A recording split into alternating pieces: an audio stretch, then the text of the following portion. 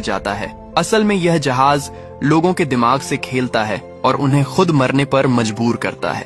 अब team leader की तरफ चलते हैं। वो कैप्टन के कमरे में बैठा होता है। वहाँ वाइन बॉटल अपने आप हिलने लगती है और कुछ ही देर में जहाज के पुराने कैप्टन की आत्मा उसके सामने आ जाती है। लीडर बुरी तरह डर जाता है। कैप्टन की आत्मा खुद वाइन ग्लास में शराब डालती है और उसे ऑफर करती है। साथ ही उसे एक फोटो देती है एक जहाज की जिसका नाम लोरेला है। फिर कैप्टन बताता है कि कई साल पहले एक आदमी इस जहाज पर आया था और उसने लोरलाई नाम के जहाज के बारे में बताया।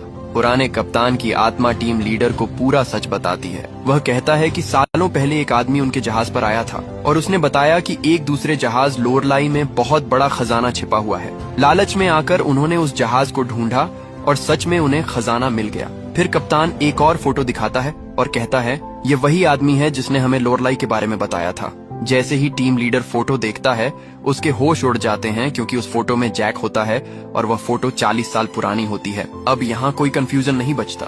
अगर कोई आदमी 40 साल बाद भी बिल्कुल वैसा ही दिख रहा है तो वह इंसान नहीं हो सकता। टीम लीडर सीधा समझ जाता है कि जैक कोई इंसान नहीं बल्कि एक खतरनाक आत्मा या कहो डेमन है। अब उसका दिमाग तेजी से काम करता है। हमें तुरंत इस जहाज से निकलना होगा। वह अपने बाकी साथियों को ढूंढने निकलता है, लेकिन तभी उसे वही आदमी दिखता है जो टग बोट के एक्सप्लोजन में मर गया था। यानी अब उस मरे हुए इंसान की आत्मा उसके सामने खड़ी होती है और उस पर हमला करने लगती है। टीम लीडर जान बचाने के लिए भागता है। उसी समय मर्फी वहां पहुंचती है और वो आत्मा अचानक गायब हो जाती है। लेकिन यहाँ एक ट्विस्ट है। लीडर अभी भी डर के असर में होता है। उसे मर्फी का चेहरा भी उसी आत्मा जैसा दिखने लगता है। अब वह पूरी तरह कंट्रोल खो देता है और मर्फी पर ही हमला कर देता है। मर्फी सेल्फ डिफेंस में उसके पैर पर वार करती है और उसे घायल कर देती है, लेकिन लीडर फिर भी नहीं रुकता। जैसे ही वह मर्फी को मारने वाला होता है, पीछे से जैक आता है और आयरन रॉड से उसके सिर पर मारकर उसे बेहोश कर देता है।